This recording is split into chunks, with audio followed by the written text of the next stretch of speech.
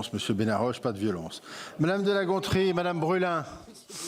Nous sommes le garant de le calme de la réunion avec Madame Gatel tout de même. Madame de La Gontrie, puis Madame Brulin.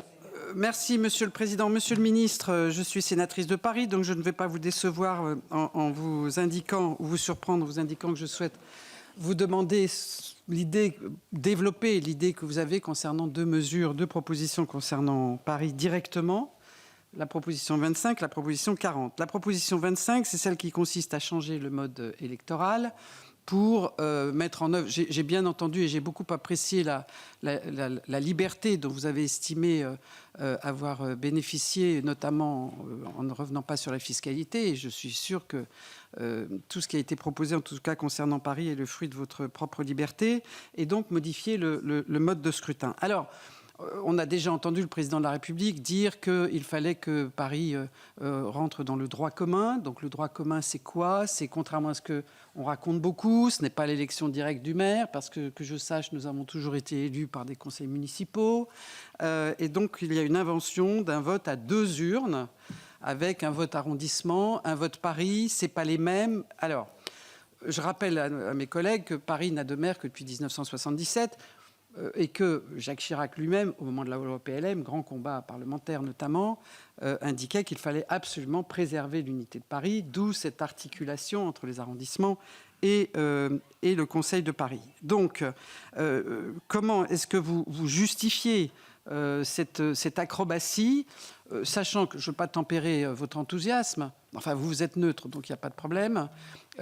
Électoralement parlant, d'abord les alternances ont eu lieu, donc le système actuel ne l'empêche pas, et ensuite des travaux ont été menés qui montrent que l'actuelle majorité aurait été renforcée si le mode de scrutin que vous proposez avait été instauré. Donc au final, vous affaiblissez les arrondissements, vous déconnectez le lien entre arrondissement et mairie centrale, et donc vous affaiblissez l'unité de Paris. La deuxième question, d'ailleurs, au passage, je serais curieuse, mais bon, de savoir comment vous élisez le conseiller territorial dans cette circonstance, étant donné qu'à Paris, il n'y a pas de canton, enfin, bref. Donc c'est encore autre chose. Proposition numéro 40, vous voulez nationaliser le périphérique. Pourquoi? On ne sait pas, d'autant que le mouvement inverse a été fait, par exemple, à Lyon, il y a peu de temps. Gérard Collomb, on ne peut pas dire que ce soit un ennemi de la majorité actuelle, puisque un tronçon de 16 km de l'A6 et de l'A7 ont été transférés à la métropole, et qu'il y a eu un mouvement très important, très récent, des routes départementales, des routes nationales vers les départements.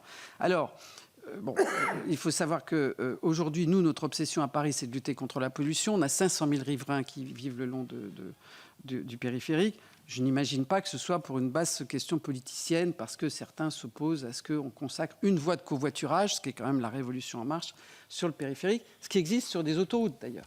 Donc, quelle est l'idée? J'essaye de comprendre la cohérence de transfert dans certains endroits et pas dans d'autres. Mais j'imagine qu'il y a une motivation qui m'échappe, et donc je serais très heureuse de l'apprendre en vous écoutant. Merci, Madame la Sénatrice. Quant à Paris, moi je pense que le droit commun n'est jamais une erreur, au fond, parce que ce serait une erreur partout. Qu'il y ait eu à un moment donné dans ces 3 métropoles la volonté de procéder autrement, sans doute. Mais là, le fait de dire on va avoir un scrutin plus direct et plus voilà, conforme à ce qui se passe dans d'autres collectivités, on a compris. Hein, on a compris que le maire, il n'était pas élu directement, que c'était le conseil municipal qui votait. Non, je vous assure qu'on l'a bien compris. Mais voilà, il y a je pense, ça évite le découpage par arrondissement sur le vote de la mairie centrale, parce que c'est l'expression de l'ensemble des habitants d'une grande commune, et je pense que quand même la démocratie y gagne.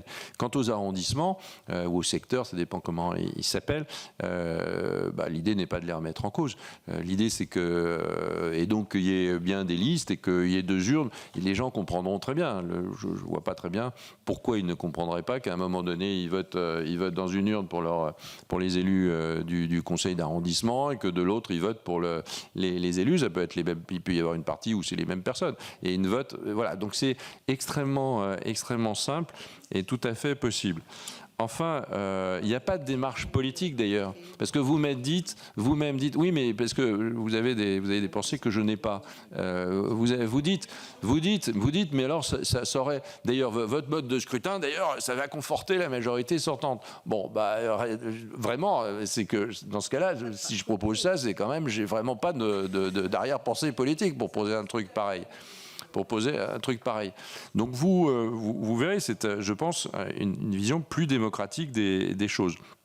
Quant au périphérique, c'est quand même une voirie d'intérêt national, clairement, mais clairement d'intérêt national. Il y a des artères et des veines, les grandes artères, elles sont déjà nationales. Je vous parle de Paris, le périphérique de Paris.